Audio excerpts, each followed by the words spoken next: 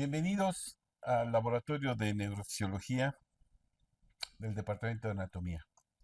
En esta ocasión hablaremos sobre el control motor del movimiento voluntario y haremos énfasis en las estructuras de la corteza cerebral que están involucradas en esta función, en particular esta función motora.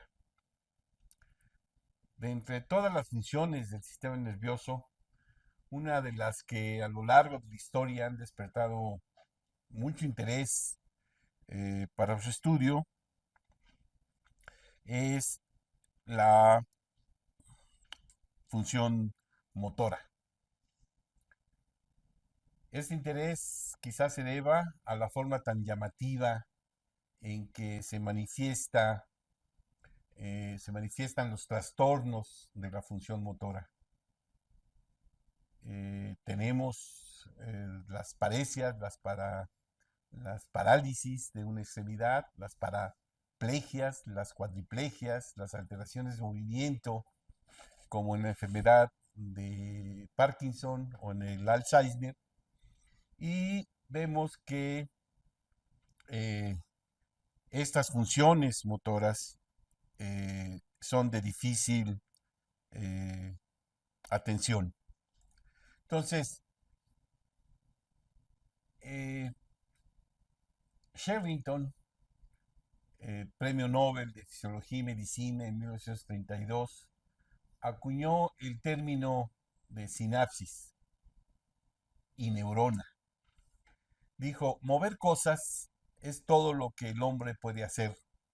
Para ello el único ejecutor es el músculo, ya sea para susurrar una palabra, una sílaba o sentir un bosque.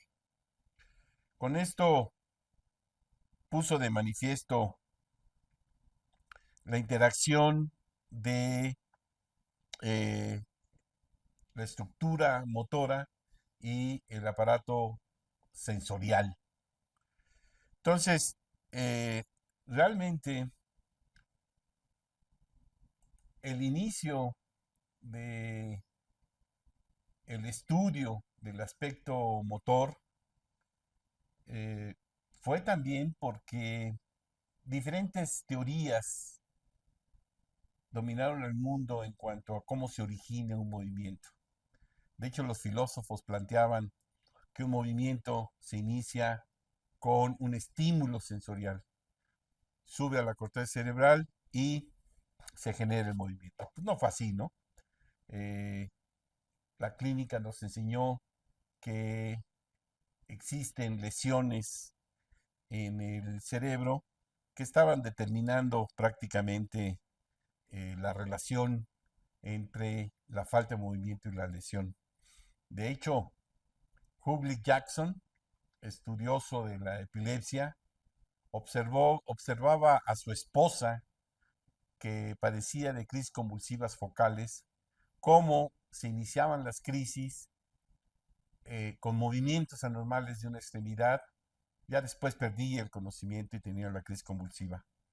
Esperó a que muriera la esposa murió, y en la necropsia estableció las lesiones que estaban en la corteza cerebral y que correlacionaban muy bien con la aparición de estos movimientos anormales antes de las crisis.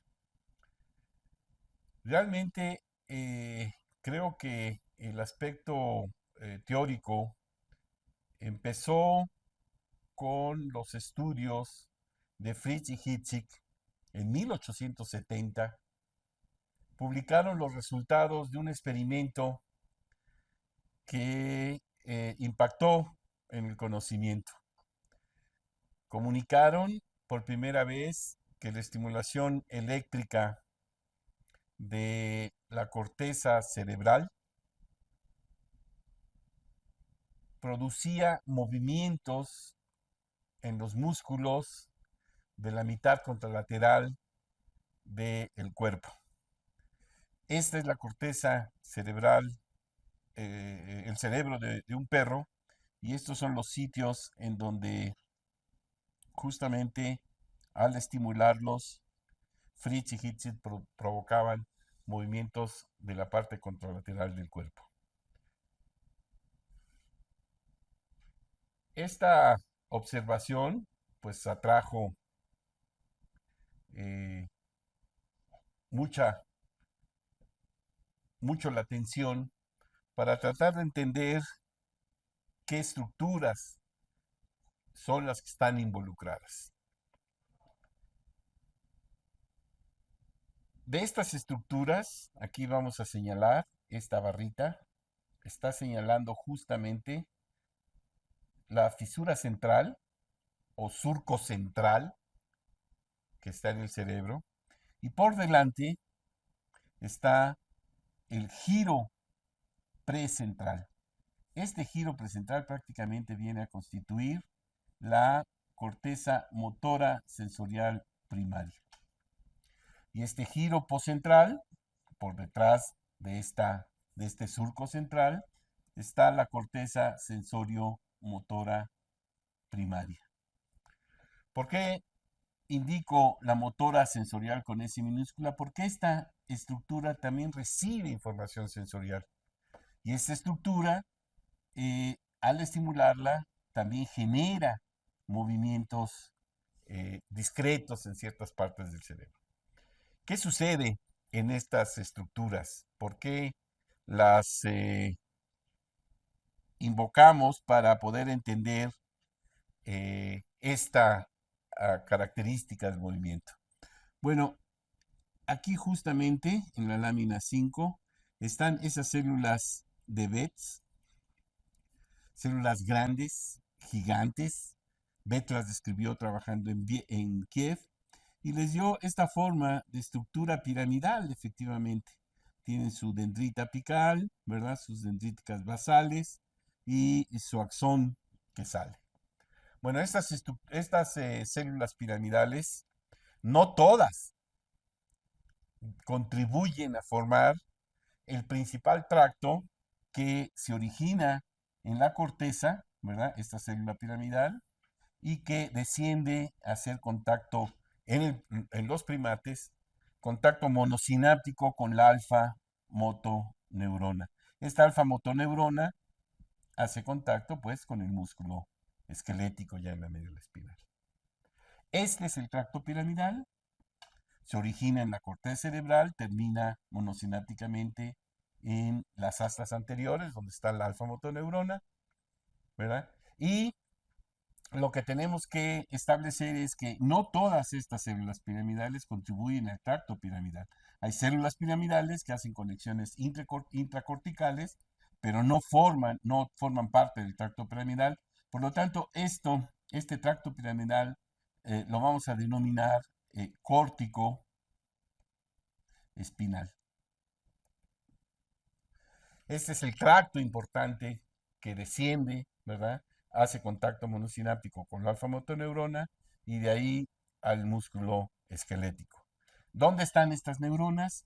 En el área precentral y en el área postcentral.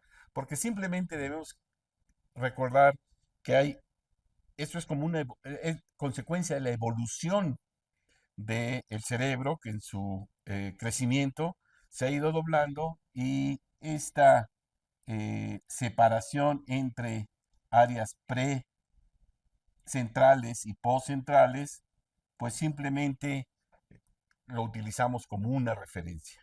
Lo importante es identificar estas células piramidales que dan estructura a ese tracto importante que es el tracto piramidal.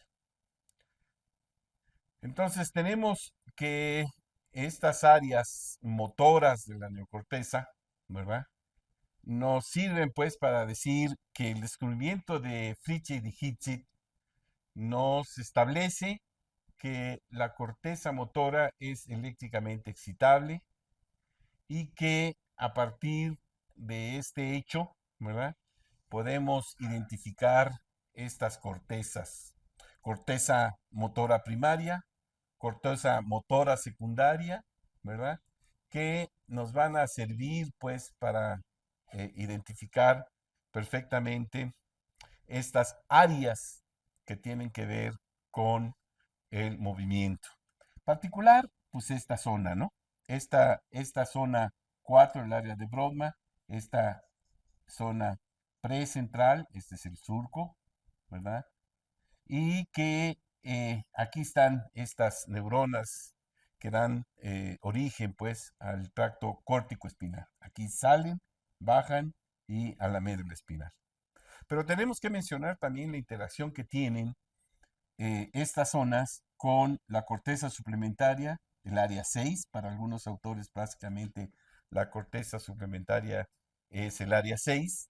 La corteza premotora es un área muy interesante en cuanto a que a la base de esta estructura está una zona que tiene que ver con el lenguaje y es el área de Broca.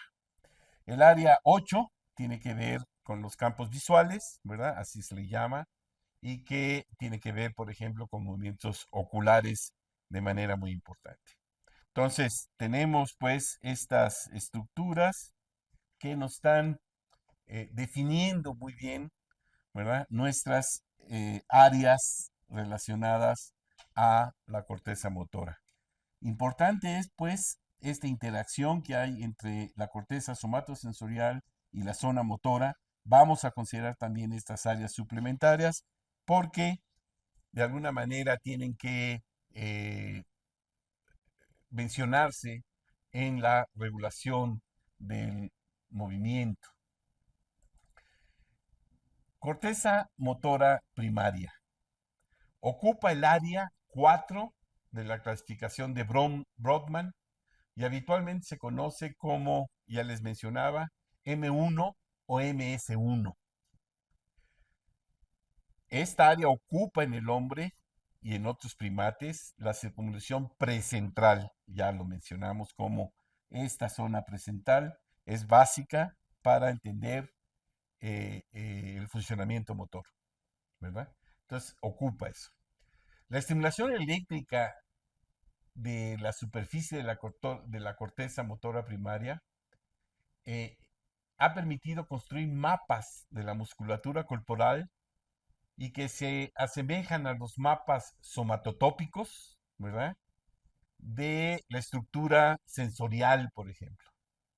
Es decir, tenemos una representación somatotópica en el aspecto motor y aquí en el área postcentral también estaría la representación somatotópica del aspecto sensorial. Tanto en primates como en el ser humano, eh, se construyen estos mapas de la corteza cerebral en el aspecto motor, en la región precentral, y el aspecto sensitivo en regiones postcentrales. Estos datos se los debemos a investigaciones, por ejemplo, de Woosley, quien exploró la corteza cerebral tanto en el aspecto motor como en el aspecto sensitivo y construyó en la rata, en el gato, en el chango, ¿verdad? El, eh, ese mapa que hace la representación de cada una de las partes del cuerpo y que, bueno, pues en la rata hizo el ratúnculo, el changúnculo en el mono y en el ser humano, pues aparece Penfield, un neurocirujano, y Jasper, ¿verdad? Que hacen esto en el ser humano y encuentran justamente también la representación somatotópica en el aspecto motor y en el aspecto sensorial en la corteza cerebral. Aquí en el humano, vean ustedes lo significativo, el área que ocupa, por ejemplo, la mano, la cara, ¿no? Una buena representación de estas estructuras que aparecen, en la corteza cerebral y que son la representación de estas estructuras somáticas que están en nuestro cuerpo, ¿no? Entonces, aquí podemos localizar estas estructuras y lo que vamos a hacer es tratar de estructurar mejor estos aspectos funcionales, porque indiscutiblemente de la corteza motora del área 4, que tiene las células que dan origen al tracto piramidal, aquí mero, ¿verdad? Este tracto piramidal o córtico espinal, vamos a llamarle, córtico espinal, pues va a ser importante analizar el tipo de células que existe, porque ya sabemos que aquí se origina y esta célula va a dar la información a la célula que ejecuta el movimiento, ¿verdad? La alfa motoneurona. Entonces, en este arreglo podemos ver cómo desciende este tracto córtico espinal, llega a la alfa motoneurona, en la salida de la alfa motoneurona, la que tiene que ver con el músculo. Pero va a ser importante que mencionemos que en esta periferia pues tenemos receptores sensitivos, ¿verdad? Mecanorreceptores que van a ser fundamentales para que esta información sensorial sirva como retroalimentación para que lleguen a estas áreas postcentrales y podamos darle este arreglo funcional de las conexiones que se han descrito entre estas áreas postcentrales con la corteza motora. Es decir, sabemos perfectamente que si yo desdoblo esta corteza, tengo la zona 4, la 3B, la 3A, perdón, la 3A, la 3B, la 1, la 2, ¿sí? Y la 5 y la 7. ¿Por qué va a ser importante? Bueno, porque sabemos muy bien, por ejemplo, que el área 2 de la zona poscentral proyecta al área 4 y el área 4 proyecta al área 2. La 3A proyecta a la 3B y de la 3B a la 1, ¿verdad? Y de la 1 a la 2. Este procesamiento de información sensorial va a ser fundamental para esta regulación y control, ¿verdad? Yo pongo aminoácidos marcados en el área 2 y los encuentro en el área 4. Pongo una enzima que retrógradamente se transporta, ¿verdad? En el área 4 y la encuentro en el área 2. Entonces, hay relaciones córtico-corticales muy importantes. Y más importante es hacer énfasis que esta información sensorial sube y llega a estas zonas. Por ejemplo, el área 2 recibe información de receptores de articulación. El área 3A recibe información de las aferencias musculares, es decir, de la actividad del músculo. Cosa interesante, por ejemplo, porque Moncastle estableció casi como dogma en los principios de sus experimentaciones, él estableció que la información muscular, por ejemplo, no llegaba a la corteza cerebral. ¿Cuál era su problema? Anestesiaba mucho la extremidad que estaba estudiando, estiraba el músculo y no tenía respuesta en la corteza cerebral. Vinieron otros estudios en donde se pudo estimular perfectamente el músculo y se sabe que esta aferencia muscular llega a la zona 3A y que esta 3A proyecta a la 3B, ¿verdad? Y la 3B a la 1. Entonces se hace un procesamiento jerárquico de esta información sensorial que sirve justamente para la regulación motora. Entonces, ¿cómo vamos a estudiar esta eh, estos aspectos de la corteza motora primaria? ¿Por qué es importante considerar esta corteza motora primaria? Para identificar esas características fisiológicas de estas neuronas que tienen que ver directamente con el aspecto motor. Desde un punto de vista electrofisiológico, esta región motora, se caracteriza porque tiene un bajo umbral para la excitación eléctrica. Un estímulo de muy baja intensidad eléctrica produce movimientos. Los movimientos provocados por estos estímulos, por ejemplo, eh, se limitan a un solo músculo, por ejemplo, o a unos cuantos músculos de la mitad contralateral del cuerpo, ¿verdad? Eh, ¿Qué tenemos, pues, entonces, que considerar? Además, que en estas áreas están representados sobre todo los músculos de las extremidades y que son los que intervienen en el movimiento de precisión. Las evidencias en humanos y desde el punto de vista experimental nos indican también que la corteza cerebral y en concreto la corteza motora primaria, ¿verdad? Juega un papel crucial en la ejecución de los movimientos voluntarios y la lesión de esta corteza tienden a producir en primates parálisis o déficit obvios de la actividad muscular o debilidad muscular. Los estudios, por ejemplo, de lesión o de estimulación permitieron este conocimiento. Pues sí, ¿no? La ablación de estas estructuras evidentemente pone de manifiesto una parálisis del lado contralateral del cuerpo humano o del cuerpo. Entonces, ¿por qué vamos a estudiar estas estructuras? Son las estructuras que nos permiten, eh, permítanme que nos permiten establecer correlaciones entre el patrón de actividad de las neuronas. Por ejemplo, aquí en esta corteza eh, primaria motora, pues tenemos este patrón de actividad. Estos son potenciales de acción registrados extracelularmente.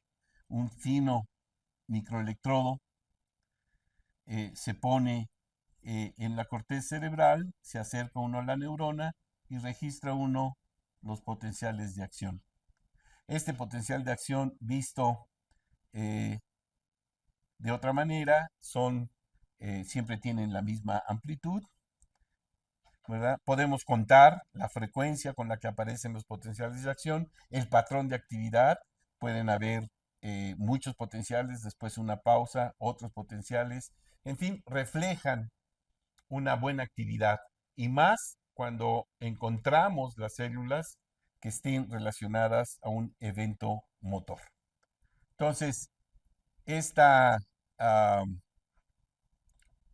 posibilidad, ¿verdad?, de estudio de estas cortezas motoras primarias en cuanto al registro de la actividad eléctrica, pues nos permiten ver eh, la actividad y correlacionarla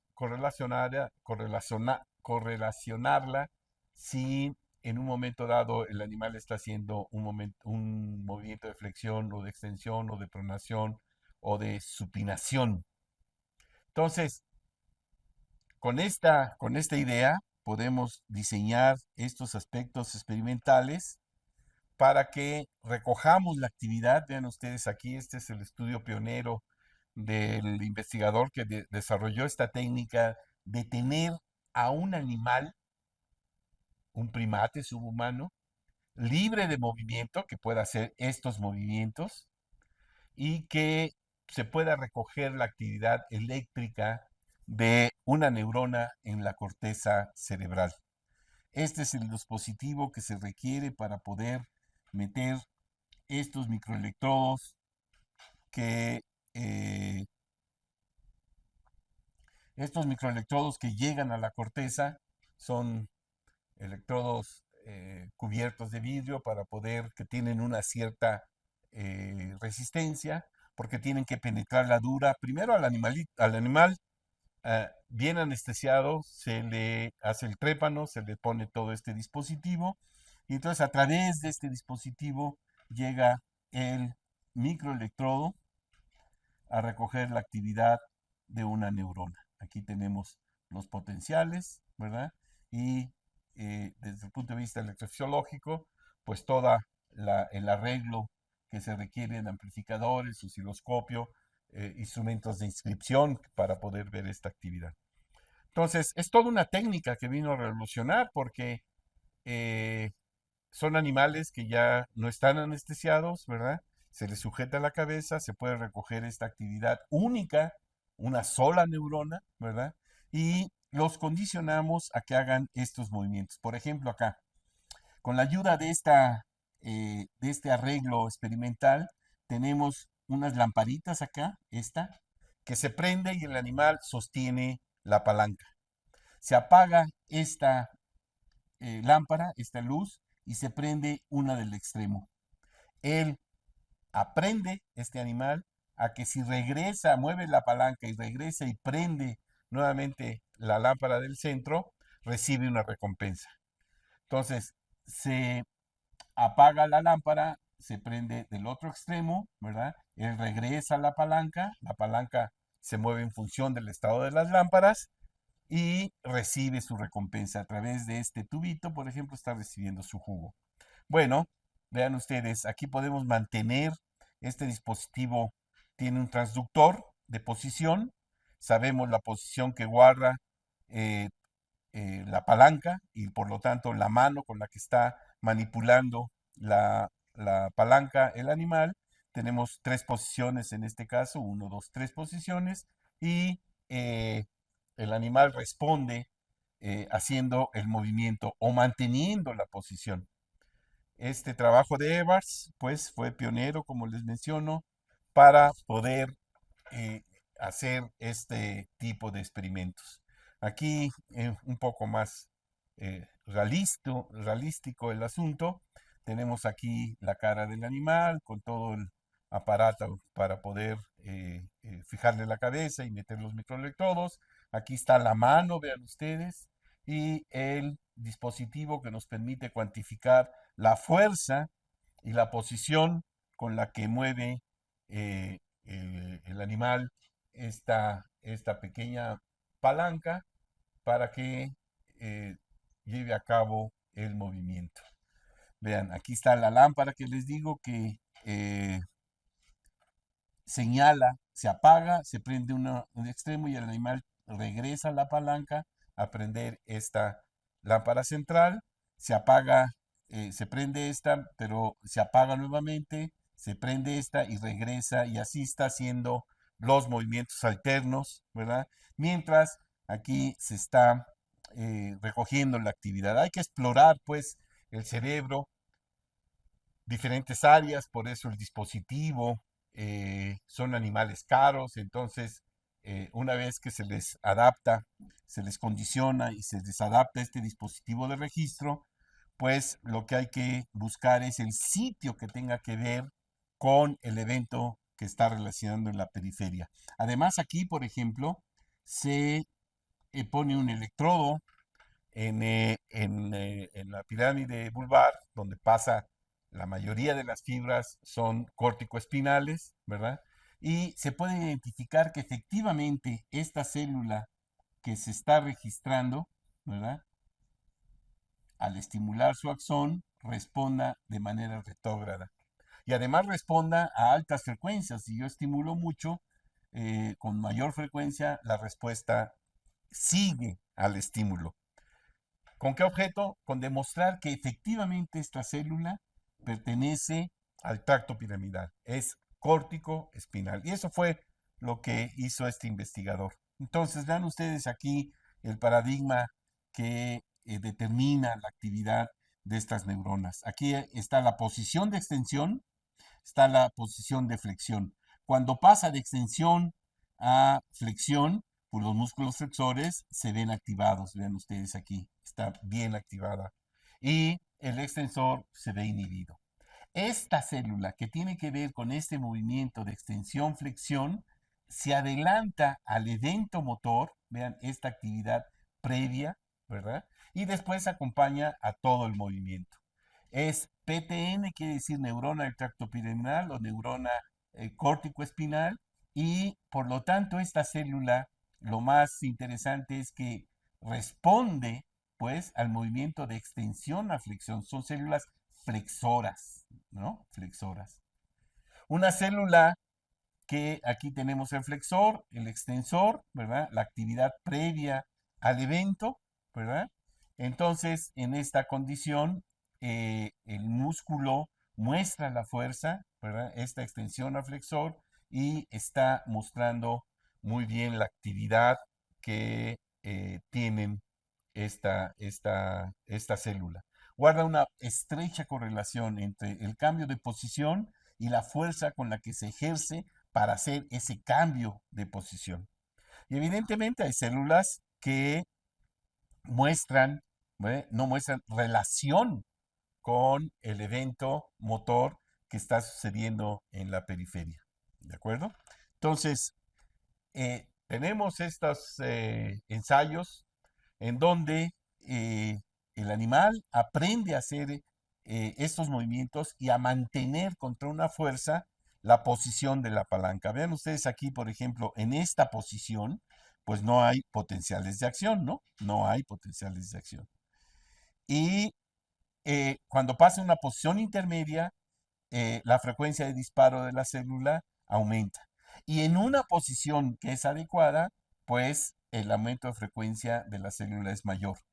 Aquí cada línea corresponde a un ensayo, la computadora va promediando, registrando todos los ensayos, se mueve para un lado, mueve para otro, se pone en una posición, se pone en otra posición, y después sacamos el promedio, este es el promedio de todos estos ensayos, este es el histograma de frecuencia que determina la característica de disparo de la célula. Vean ustedes acá el histograma con barras más altas es cuando la célula está más activa. Y aquí en cada puntito es un potencial de acción, es una gráfica raster y hay que explicarla porque a veces no es fácil entenderla.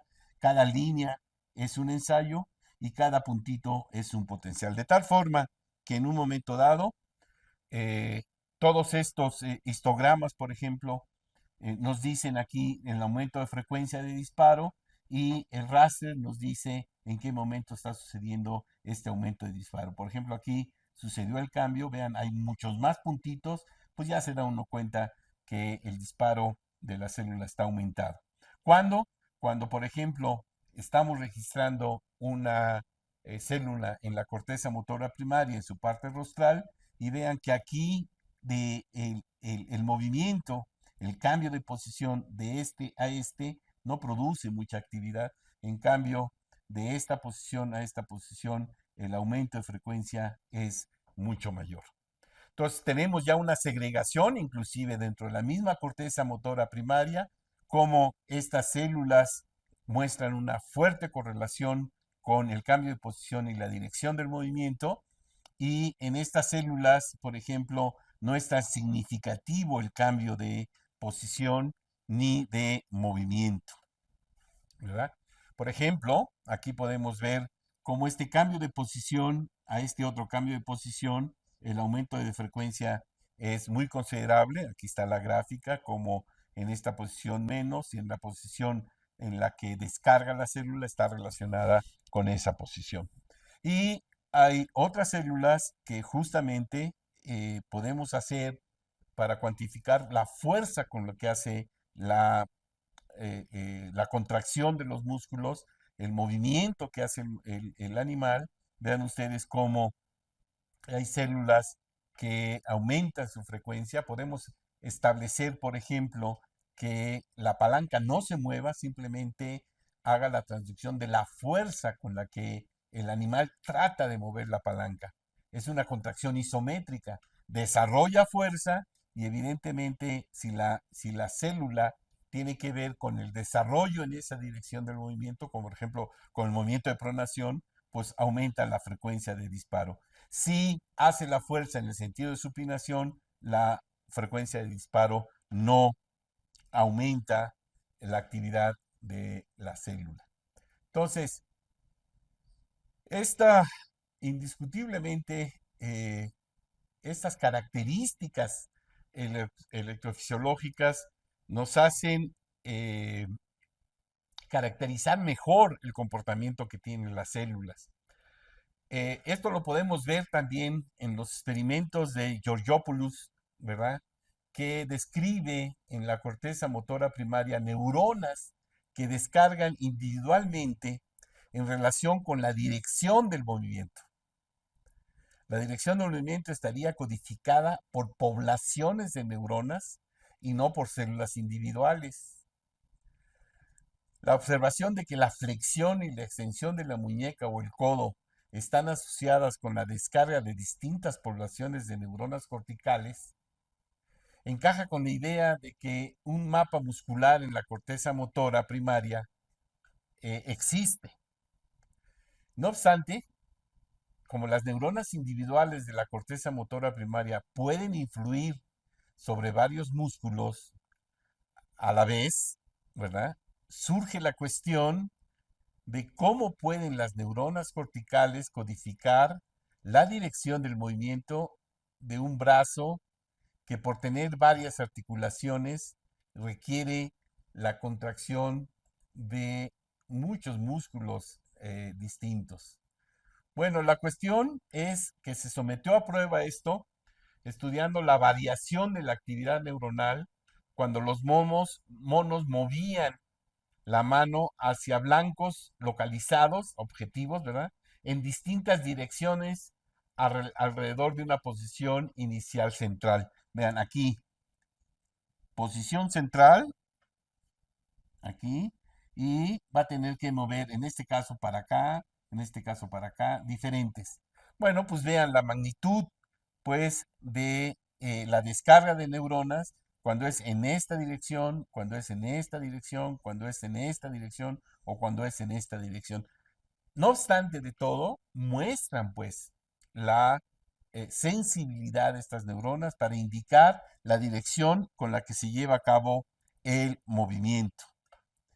Y vean ustedes cómo los resultados, ¿no? Esta actividad de las neuronas individuales mostraba variación con la dirección del movimiento. Descargaban más enérgicamente durante los movimientos de una determinada dirección y permanecían silentes durante los movimientos a la dirección opuesta.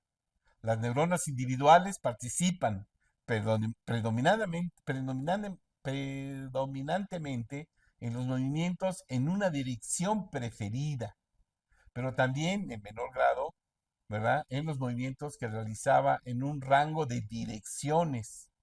Además, las neuronas pertenecientes a una determinada población, una columna cerebral, muestran una dirección preferente muy similar. Eso es bien interesante.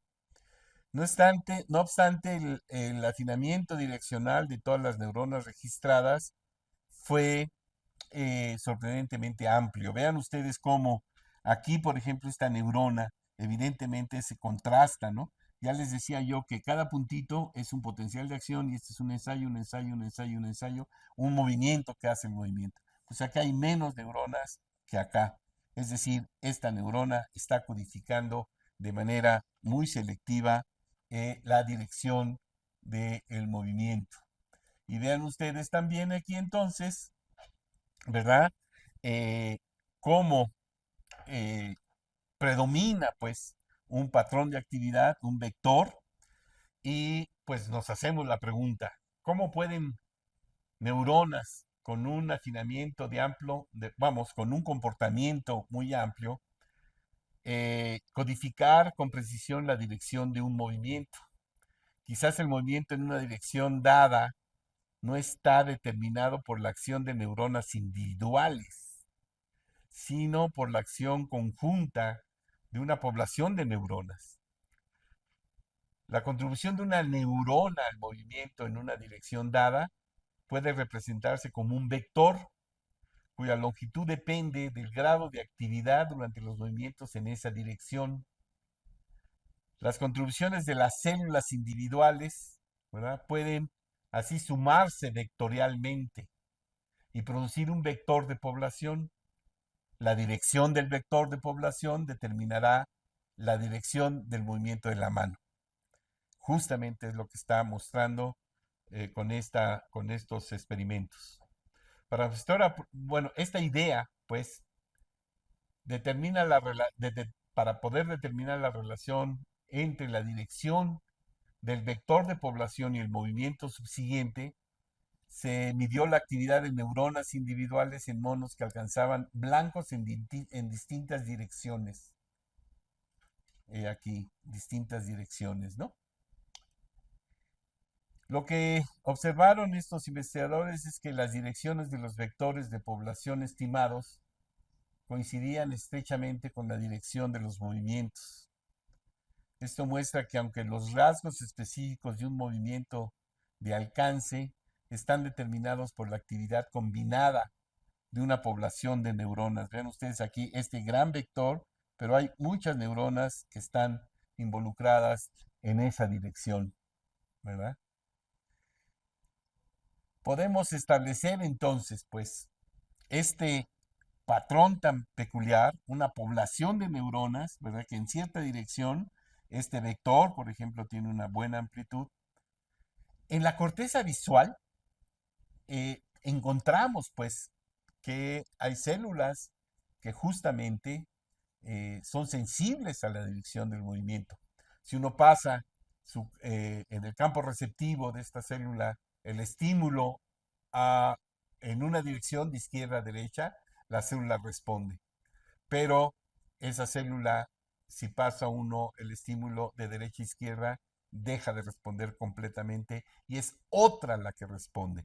Pero no son poblaciones de neuronas las que están disparando, por lo menos es la sensibilidad, lo que Hubel y Wiesel mostraron como estas células en la corteza visual efectivamente muestran una sensibilidad muy exquisita a la dirección del movimiento, ¿verdad? Indiscutiblemente que estas células de la corteza motora primaria, ¿verdad? Van a tener eh, que mostrar un proceso de plasticidad. ¿Qué está pasando? Estas células responden muy bien y se han hecho experimentos muy bonitos en donde si se está ejecutando el movimiento, se le pone un tropiezo, por ejemplo, un obstáculo. Choca el individuo con ese obstáculo y se informa a la corteza para que la corteza corrija ese, esa alteración. Nos pasa, por ejemplo, en la locomoción cuando estamos subiendo un escalón y el tamaño del escalón de pronto se pierde y ahí tropezamos. Bueno, ese ajuste se tiene que hacer. ¿Y quién lleva ese ajuste? Justamente la corteza motora en estas células córtico-espinales. Se necesita que la corteza motora primaria aprenda a hacer estas nuevas tareas. Sí, sí se necesita. Por ejemplo, se ha encontrado que las células en la corteza motora primaria, ¿verdad? Se pueden modificar. La morfología de las dendritas de las células piramidales, ¿verdad? Cambian con el hecho de que, con más experiencia, por decirlo así, con que los tropiezos o los movimientos se hagan más repetitivos, ¿no? La eficiencia, por ejemplo, de las conexiones entre las neuronas de la corteza motora primaria también cambian a largo plazo. Y la fuerza de las conexiones intracorticales, ¿verdad? También de estas áreas, también se ven modificadas por la tarea de aprendizaje. Y bueno, es de esperarse, ¿no? En una coordinación visomotora, por ejemplo, el aspecto motor, pegarle a una pelota que viene a 100 kilómetros por hora, como sucede en el juego de béisbol, pues pegarle a las primeras, pues no es tan fácil. Se requiere esta plasticidad, este aprendizaje, este entrenamiento para poder responder ante un evento tan interesante como es el pegarle a una pelota que viene con un movimiento bastante significativo, ¿no?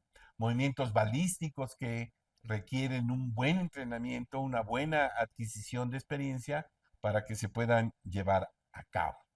Entonces, corteza primaria indiscutiblemente nos va a proporcionar toda esta información de salida de las células, ¿verdad? Hacia estructuras, básicamente hacia la médula espinal y hacia estructuras subcorticales.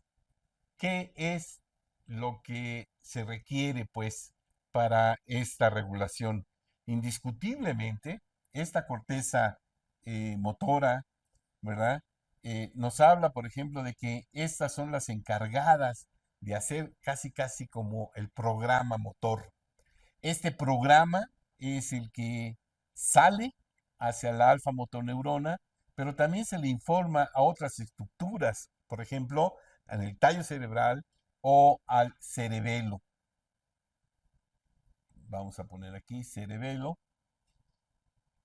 para que participe en esta regulación y ya veremos.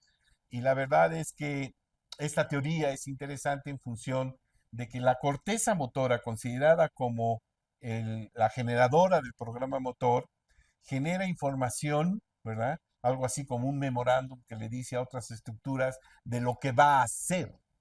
Y el cerebelo, visto desde ese punto de vista, se comporta como un comparador. Simplemente el cerebelo recibe toda esta aferencia sensorial y compara lo que ordenó la corteza motora con lo que está sucediendo en la periferia. Es como un comparador. Si lo que está sucediendo en la periferia eh, es congruente con el programa motor, el cerebelo no entra en juego. ¿Cómo ponemos de manifiesto esta idea? Pues quitamos el cerebelo y vemos, ¿verdad? Que sin cerebelo,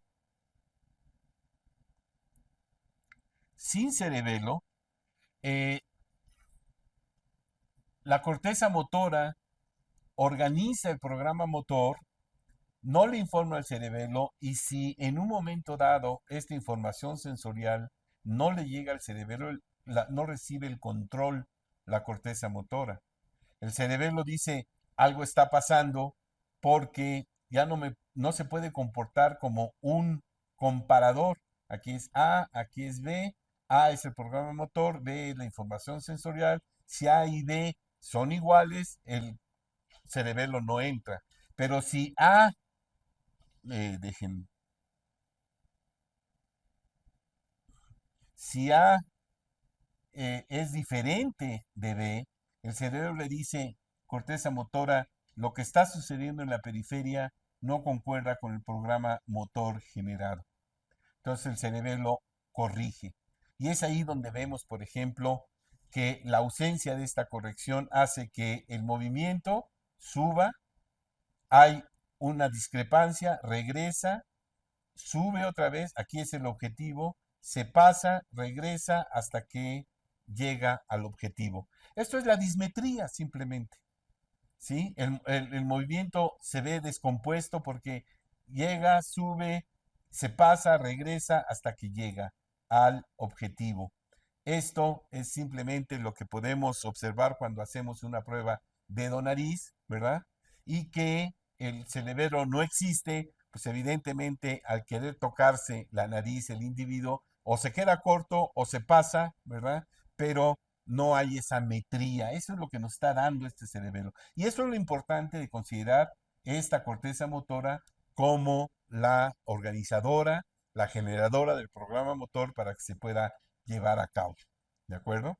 Entonces, parte importante, la corteza motora, sus células que dan origen al córtico espinal, ¿verdad? Van a ser las ejecutoras de este programa motor para que el arreglo de músculos en la periferia hagan esta sincronía y se pueda llevar a cabo el movimiento, por ejemplo, de pronación o supinación o de flexión-extensión que involucra varias articulaciones. Bueno, esto es la corteza motora, pero no podemos pasar por alto la corteza premotora. Se encuentra por delante del área motora primaria y ocupa las áreas 5 y 7 de la clasificación de Brodmann de la topología cerebral, por delante del área de 4 de Brodmann. La estimulación eléctrica de esta zona también evoca movimientos, si bien de características fisiológicas algo diferentes a los de la corteza motora primaria. Para algunos autores, la corteza premotora se reduce exclusivamente al área 6. Otros autores reservan el término premotor exclusivamente para la mitad rostral del área 6 y consideran su mitad caudal como indistinguible del área 4.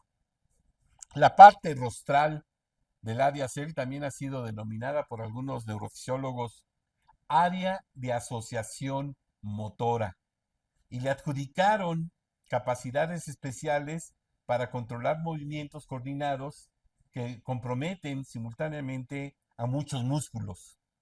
De hecho, está peculiarmente organizada para llevar a cabo tal función por las siguientes razones.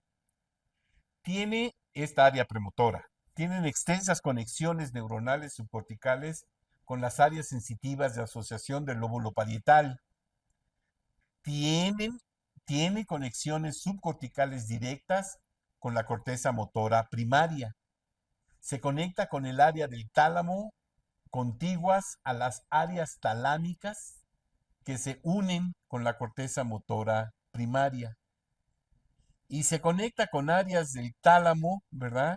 Que tienen que manipular de manera importante esta información sensorial.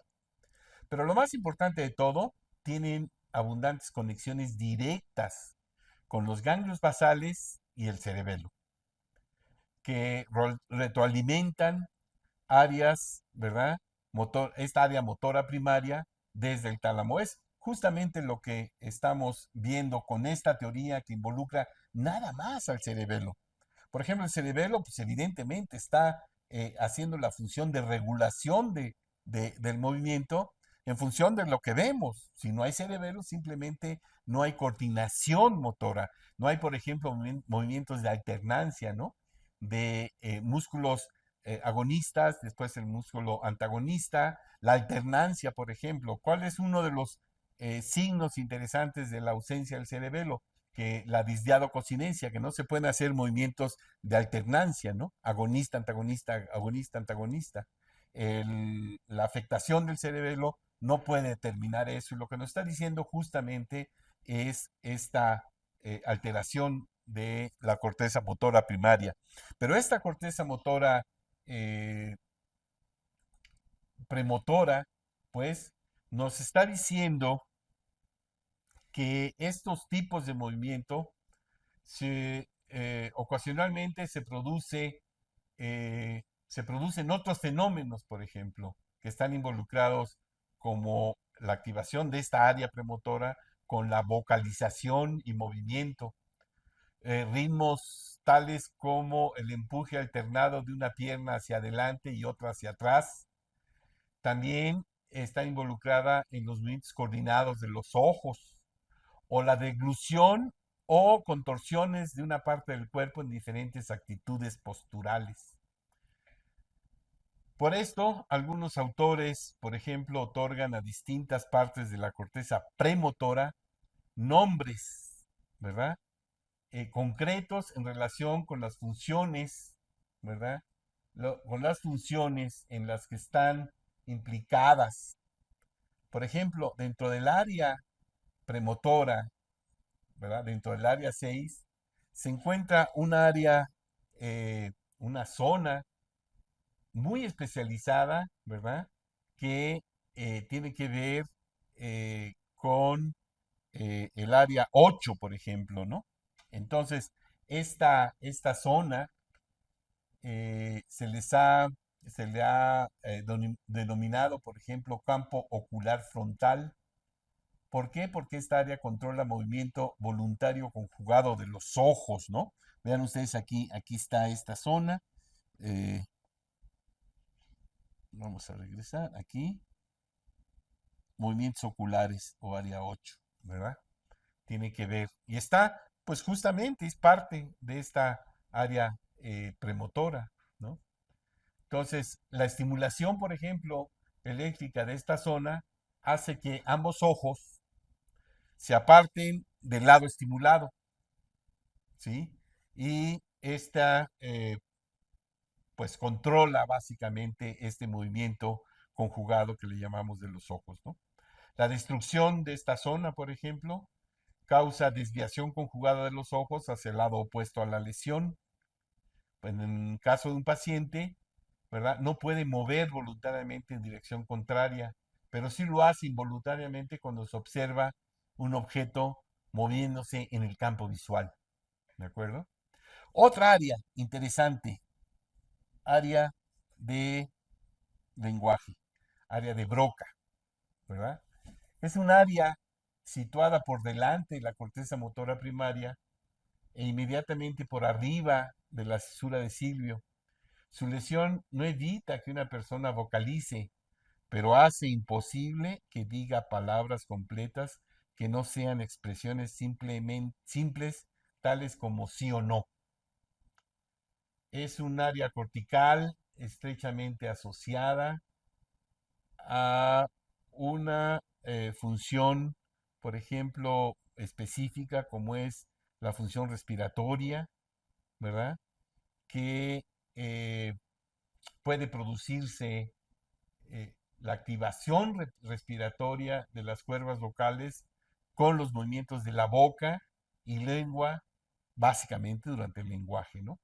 En este aspecto yo creo que debemos dedicarle toda una plática al lenguaje por ser una función que involucra aspectos motores sensitivos interesantes y procesos cognitivos fundamentales para entender lo que es el proceso de lenguaje.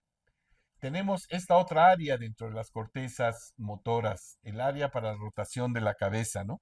Aquí, básicamente, situada en este sitio, ¿verdad? Esta área se encuentra muy asociada con los movimientos oculares básicamente con los movimientos oculares, porque esta relación entre movimiento ocular y cabeza es importante para hacer esta desviación de los ojos, ¿verdad? Este movimiento de la cabeza hacia un lado y el movimiento ocular hacia el lado contrario, ¿no? Entonces tiene que ver, pues, la rotación de la cabeza con movimientos oculares de manera importante en estos sitios, ¿no? Y hay otra área que denominamos pues área para las destrezas manuales o habilidad manual, ¿verdad? En el área frontal, inmediatamente por delante de la corteza motora primaria para las manos y los dedos, existe una región que los neurocirujanos han llamado área para la destreza manual. Tumores u otras lesiones, por ejemplo, en esta zona, causan movimientos de la mano incoordinados, ¿verdad? Y que son movimientos que no logran un objetivo, ¿no? Por ejemplo, les llaman movimientos de apraxia motora, no se establecen muy bien, ¿no? Entonces, estas características fisiológicas, pues, de estas áreas involucran grupos musculares más grandes, aun cuando el estímulo sea ligeramente superior al umbral. Estas áreas, pues, están relacionadas con los músculos del tronco y los músculos relacionados con la postura del cuerpo. Entonces, la corteza premotora, pues, tiene conexiones anatómicas y funcionales alejadas sinápticamente pues, de la periferia, ya que terminan en las motoneuronas mediales de las astas anteriores de la médula espinal, que inervan a los músculos del tronco, la postura básicamente, ¿no? Juegan un importante papel en el control de los músculos proximales y axiales, que son importantes en las fases iniciales de orientación del cuerpo y el brazo hacia el objetivo que uno está buscando. Parece que están más implicadas en la programación del movimiento en determinadas circunstancias, ¿no? No es que ejecuten el movimiento, sino que ahí se hace en buena medida la ideación del movimiento. El registro en de esta zona, de esta corteza promotora, cuando el animal está realizando movimientos, demuestran pues que la existencia de células que descargan intensamente en relación con la actividad muscular, pero en este caso la respuesta aparece entre 100 y 300 milisegundos antes del movimiento. Es decir, sugieren fuertemente esta experimentación. Los estudios, pues, que orientados a estudiar estas áreas premotoras, nos indican que la corteza cerebral juega un papel crucial no solo en la ejecución, sino también, y en este caso, la corteza motora secundaria en la programación del movimiento. Las lesiones de estas áreas, por ejemplo, apoyan la diferencia entre esta corteza motora primaria y la corteza suplementaria. La primaria, sus lesiones, pues, decíamos, producen parálisis, déficits muy obvios de la actividad muscular, mientras que la lesión de la corteza premotora tiende a producir parexias, es decir, no del todo se establece la parálisis, pero sí parexias que impiden, pues, hasta cierto punto, hacer el movimiento. Estas regiones premotoras, pues, determinan la capacidad para desarrollar una estrategia de movimiento adecuada. Si se lesiona esta corteza y se le presenta comida a un animal detrás de un plástico transparente, ¿verdad? Con la apertura de un lado, eh, no sabe cómo alcanzar el movimiento y golpea su mano contra ese plástico que está eh, obstruyendo la generación de su movimiento. Se relaciona esta estructura con la postura y su control básicamente por las aferencias visuales procedentes de la corteza posteroparietal y sugiere que estas áreas premotoras pueden participar en el control del movimiento mediante claves visuales o somatosensoriales, ¿verdad? Para que se puedan llevar a cabo. Entonces, estas zonas indiscutiblemente nos van a mostrar una eh, propiedad muy particular en cuanto a la regulación del movimiento. Era lo que vamos a ver aquí, por ejemplo, cómo eh, esta información, esta interacción, vean ustedes, de áreas poscentrales con esta corteza premotora, ¿verdad? Para la planeación. Lo que en última instancia nos interesó en un principio fue ver esta interacción de la corteza somatosensorial con la zona motora, esta flechita, de aquí sensorial a la corteza motora. ¿Por qué? Pues porque le estábamos dando esta relación y esta connotación de cómo esta retroalimentación de información, ¿verdad? Llega a áreas poscentrales y controlan la presencia de de la actividad en la zona primaria, ¿verdad? Y esta zona debe procesar esa información sensorial para que se pueda llevar a cabo toda esta interacción. Entonces vemos acá, en resumen, cómo estas áreas de la corteza parietal pues influyen en el comportamiento de esta área suplementaria, de esta corteza premotora y cómo pues esta información determina en buena medida esta relación que vemos desde el punto experimental, por ejemplo, cuando esta eh, corteza premotora requiere, por ejemplo, ayuda visual o estimulación visual, ¿verdad? Como cuando hacemos que el animal vea eh, primeramente aquí la actividad de esta célula viendo eh, el tablero por donde le va a llegar un estímulo, cómo se le indica al animal qué debe de tocar. Entonces la instrucción, ¿verdad? Activa esta zona premotora y después, una vez que el animal hace correcta la respuesta, prácticamente la célula no tiene que ver con la ejecución del movimiento, sino con la planeación, efectivamente, pero no con la ejecución del movimiento, ¿verdad? Este es el resumen, por ejemplo, de estas investigaciones donde vean cómo esta zona premotora, ¿verdad? Tiene que ver con esta planeación del movimiento.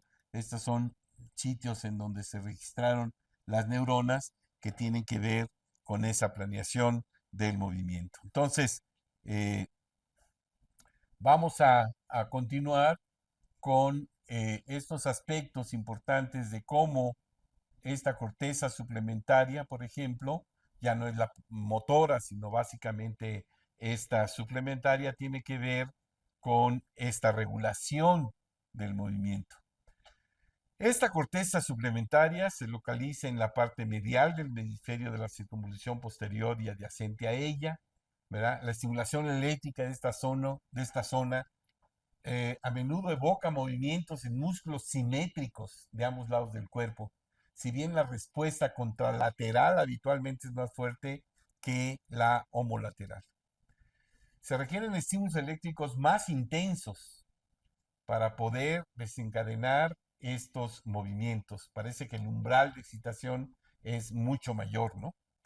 Entonces, la respuesta de esta actividad parece que esta área suplementaria, ¿verdad? La 6, parece que requiere las latencias, por ejemplo, de aparición de respuesta, es superior a los 400 milisegundos, ¿no? Antes de que se inicie el movimiento. Esta motora suplementaria juega un papel importante en la programación también de secuencias complejas del movimiento. Son patrones de movimiento cuando se estimula, pues, tan complejos que el cuerpo básicamente no podemos definir qué estructura es la que está orientada a hacer el movimiento, por ejemplo. Son movimientos bilaterales, ¿verdad? Puede haber rotación de ambas manos y básicamente, pues, estas zonas deben estar relacionadas con eh, un relevo de comandos motores que requiere la corteza motora primaria para llevar a cabo estos movimientos, ¿no? Por ejemplo, en contraste con la corteza premotora, la corteza suplementaria recibe muchas aferencias de los ganglios de la base a través del ventrolateral medial o el ventrolateral en su parte rostral del tálamo. No recibe aferencias de la corteza visual, ¿verdad? De la corteza estriada, por ejemplo. Entonces, esta estructura, pues sí nos pone de manifiesto su importancia en la regulación del movimiento, ¿verdad? Pero no en la ejecución. Por ejemplo, estas tareas tan sutiles que debe hacer eh, un individuo, como por ejemplo aquí vean ustedes, este animalito está entrenado a sacar el pellet con el dedo índice. La lesión de esta corteza suplementaria, ¿verdad? Lo que determina son alteraciones motoras. Aquí en la mano engarra, el animal pierde esa capacidad fina de poder llevar a cabo movimientos motores finos, pues. Entonces, ¿cuál es el resultado de estos experimentos, por ejemplo, en donde se vio cómo esta corteza suplementaria tiene que ver con estos movimientos? Pues vean ustedes toda esta corteza, esta parte muy alta, nuevamente acá en la zona frontal, ¿verdad? Y cómo eh, guardan relación, pues, de estas estructuras de la... eh, vamos a verla aquí, a regresar. Aquí miro, ¿verdad? Cómo tienen un patrón de actividad interesante, ¿no? Estas áreas corticales contribuyen al movimiento en humanos en condiciones de alerta. Estas variaciones de actividad neuronal van acompañadas por los correspondientes cambios del flujo cerebral local. Algunos investigadores midieron el flujo cerebral en distintas áreas corticales mientras que los sujetos realizaban varias tareas. Por ejemplo, estos estudios realizados en humanos se utilizó esta técnica de xenón radioactivo para analizar el flujo sanguíneo cerebral y se observó que durante las tareas simples, movimientos repetitivos de los dedos, hacía aumentar el flujo sanguíneo cerebral en el área 4 de la corteza motora primaria, en el área somatosensorial, ¿sí? Aquí, por ejemplo, y eh, estos movimientos repetitivos, por ejemplo, hacen que se active esta zona. Vean ustedes aquí entre somatoprimaria, ¿verdad? Los movimientos repetitivos de los dedos.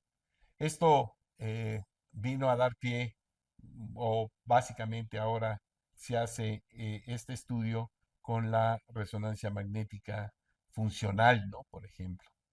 Entonces, el flujo sanguíneo aumenta en la corteza suplementaria, ¿verdad? Pero no en otras áreas de la corteza motora, por ejemplo, aquí, en otras circunstancias en donde se ve esta eh, actividad de células, de estas zonas que tienen que ver con la regulación del movimiento.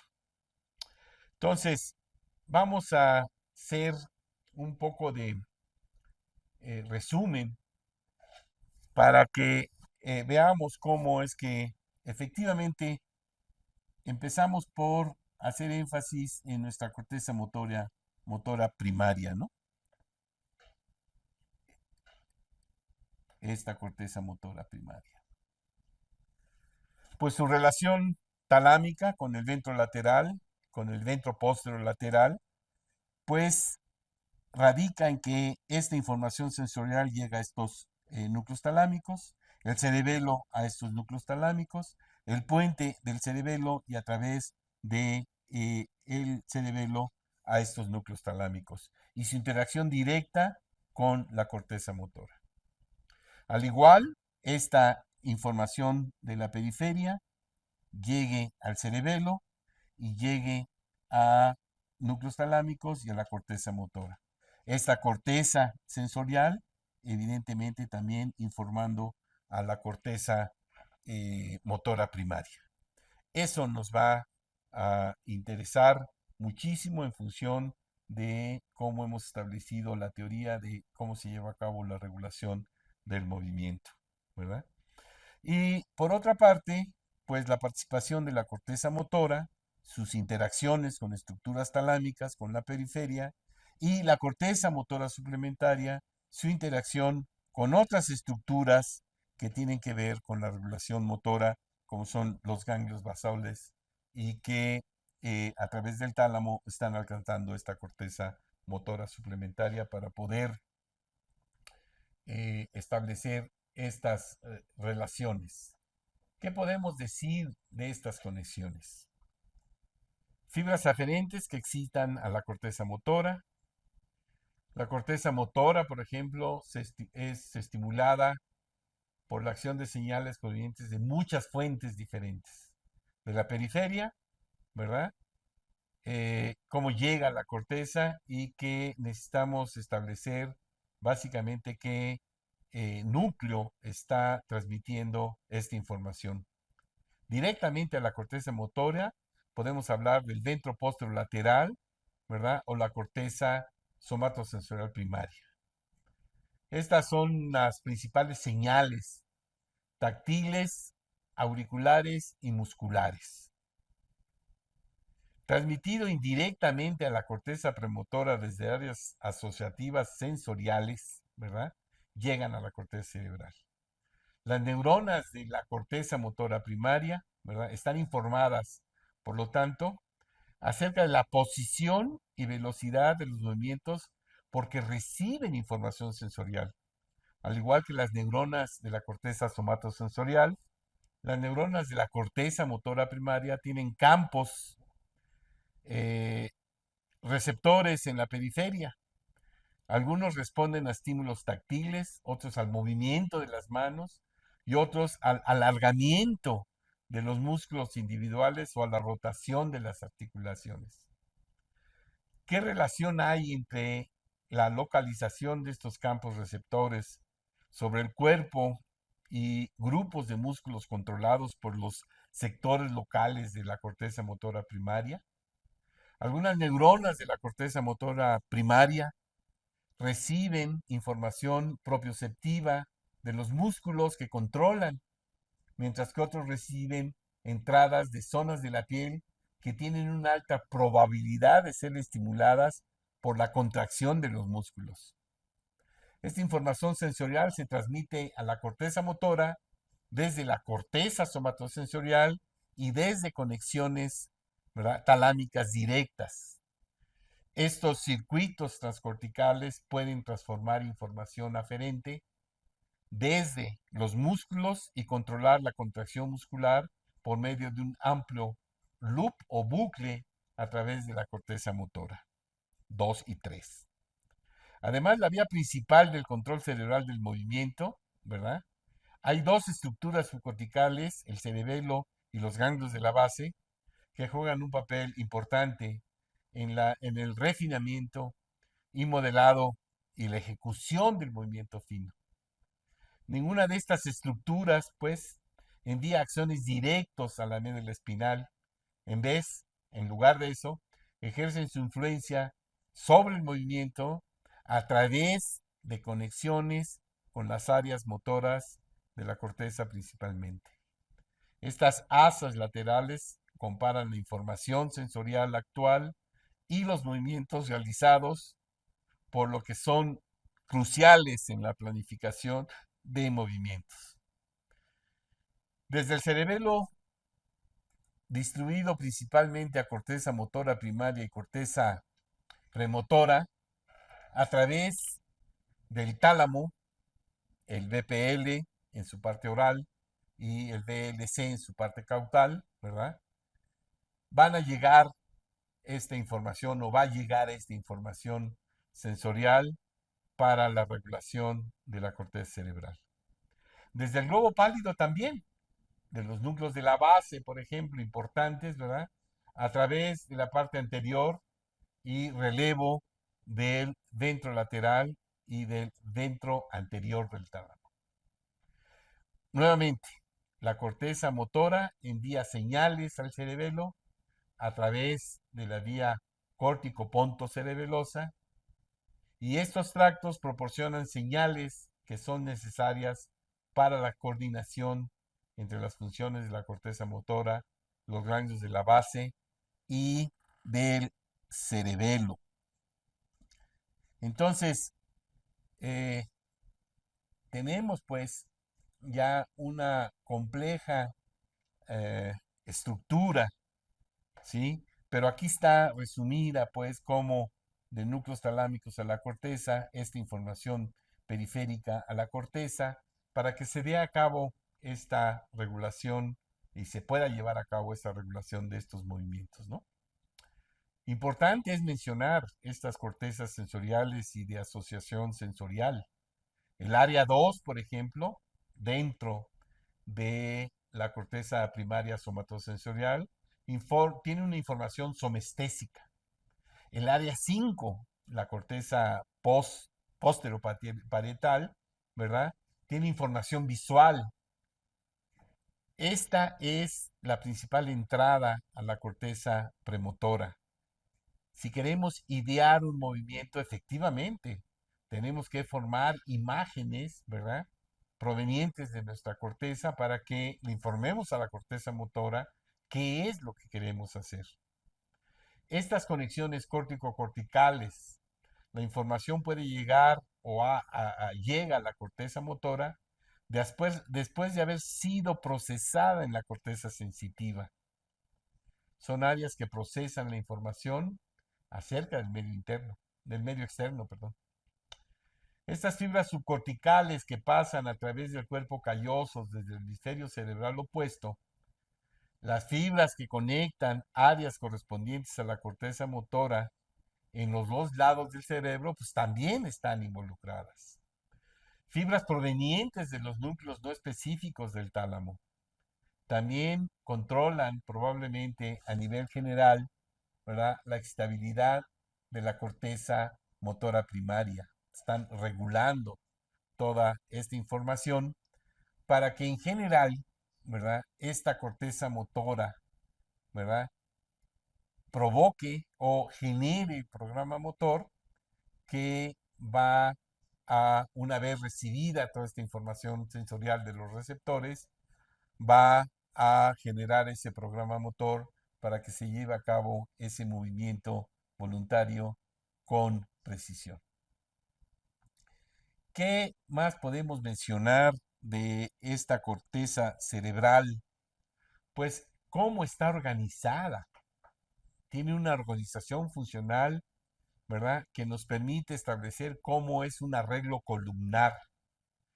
Desde el punto de vista funcional, las neuronas de la corteza motora están organizadas en columnas verticales de 0.3 a 1 milímetro de diámetro. Contienen entre 50,000 a 150,000 neuronas cada una y hay un predominio de las conexiones verticales de esta región, por ejemplo, en esta columna, ¿no?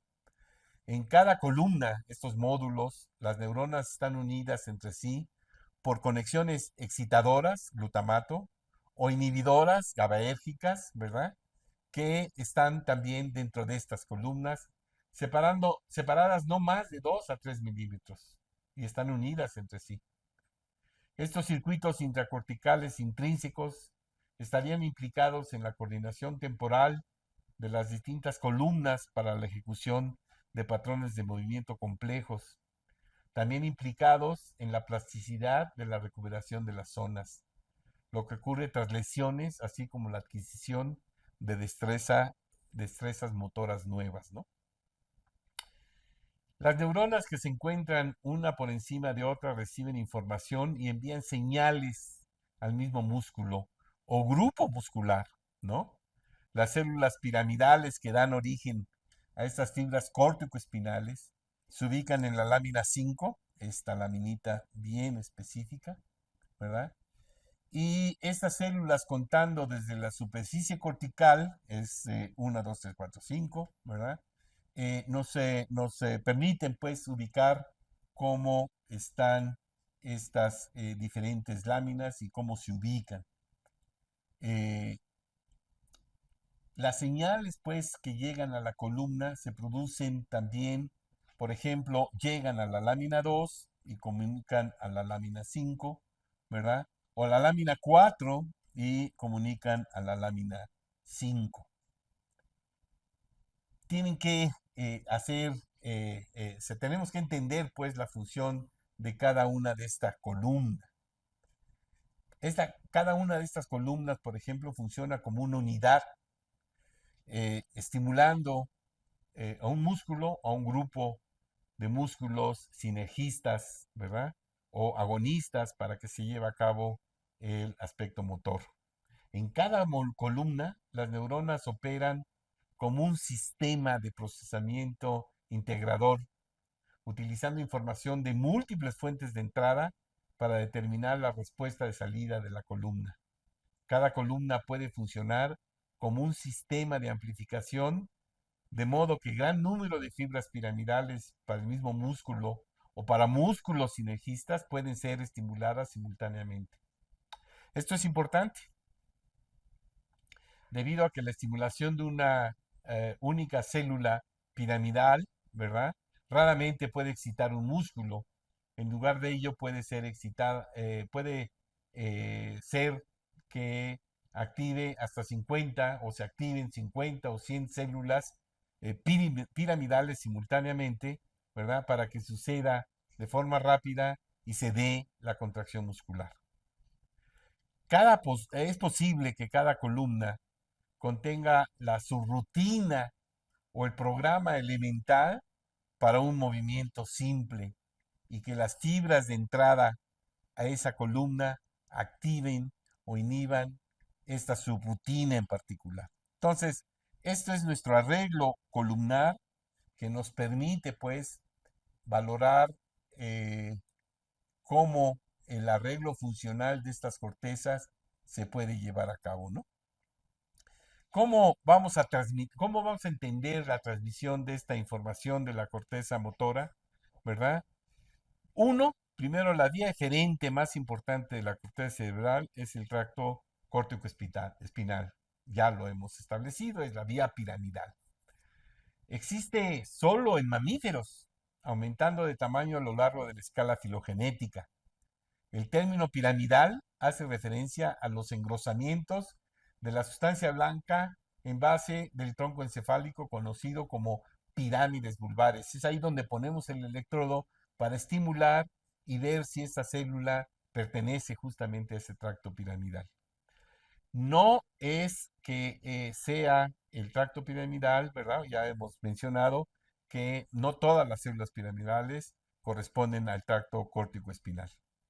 Las células piramidales son todas aquellas neuronas cuyos axones dejan cualquier parte de la corteza. Por lo tanto, además de las que forman el tracto córtico-espinal, todas las fibras córtico-corticales, córtico-comisurales, córtico-estriadas y córtico-diencefálicas y axones de otras fibras que salen de la corteza son también axones, ¿verdad? Que vienen de la fibra de las neuronas piramidales. En el humano, el tracto piramidal contiene aproximadamente 1 millón de fibras, 60% de la corteza presental, 30 en el área 4, 30 en el área 6, el resto, el 40%, o sea, el resto, está en la corteza poscentral. Como vemos, pues, no todas las fibras tienen función motora. Las fibras de la corteza sensitiva o muchas de ellas terminan en la sustancia gris dorsal de los segmentos medulares. Estos componentes de la vía piramidal son probablemente, si bien no todas, las fibras del tracto córtico espinal son motoras, la mayoría sí lo son. Algunas fibras córtico-espinales de función motora hacen contacto sináptico directo con las células del asta ventral de la médula espinal. Es decir, este contacto importante de que la célula haga contacto monosináptico con la alfa-motoneurona, ¿verdad? Y pues estas fibras de función motora terminan en la sustancia gris, como decía, en la sustancia gris dorsal de los segmentos medulares. Son esta vía piramidal son probablemente los responsables de la modulación córtico-fugal, es decir, comprobada experimentalmente de la transmisión somestésica, este aspecto sensorial que debe jugar en la médula espinal. Entonces, decía que si no todas estas fibras del tracto córtico espinal son motoras, sí se tiene que aceptar que la mayoría sí lo son, ¿no? Entonces, hacen contacto monosináptico con la alfa-motoneurona para establecer este tracto fundamental que es la vía córtico-espinal, ¿verdad? Entonces, estos otros tractos que ejercen influencia indirectamente sobre neuronas motoras a través de interneuronas dentro de la sustancia gris intermedia, por ejemplo, en la médula espinal, pues tienen otras funciones. En los mamíferos inferiores, por ejemplo, solo existen las fibras córtico-espinales indirectas. Las conexiones directas córtico-neuronales son un privilegio, pues, del sistema nervioso de los primates y que en el hombre se cree han tomado pues, juegan un papel realmente importante. Y aquí lo que les estoy ilustrando cómo llega este tracto córtico-espinal, este tracto lateral, llega a la parte lateral de la médula, y este tracto córtico espinal ventral llega a la parte ventral de la médula espinal. Un tracto fundamental e importante para la relación, para la regulación del movimiento. ¿Y cómo se pone de manifiesto? Pues las motoneuronas de la médula espinal reciben la aferencia de las fibras corticoespinales, ese contacto monosináptico, pero además las neuronas espinales están conectadas indirectamente con la corteza motora a través de los centros motores del tronco encefálico. La sección experimental de la vía piramidal en el mono no anula, por ejemplo, se quita la vía piramidal, no anula en absoluto toda la motricidad voluntaria. Sin embargo, el movimiento fino, preciso, ¿verdad? No se puede llevar a cabo. Por ejemplo, vean ustedes aquí en A, el movimiento entrenado a que con el dedo índice saque el pellet de este pequeño orificio el animal, ¿verdad? Y lo saca con una exquisitez y una precisión. Si no existe esta vía córtico-espinal, es decir, esta sección de esta vía piramidal, los movimientos son más lentos, la mano toma objetos cerrados con todos los dedos y el animal no tiene dificultad pues en sacar el alimento de este pequeño reservorio, ¿verdad? Y solo lo hace, vean ustedes aquí, con toda la mano en garra, se estropea ese movimiento fino importante. El sistema este córtico espinal que hace contacto monosináptico es el componente fundamental para entender esta vía piramidal. Se desarrolla en primates y se expresa completamente en el ser humano. Este, eh, esta afección pues de la lesión del tracto piramidal afecta sobre todo básicamente a los músculos distales y pone de manifiesto pues la importancia de su papel para entender la extraordinaria habilidad que tiene la mano humana. Hasta aquí le paramos y nos veremos en la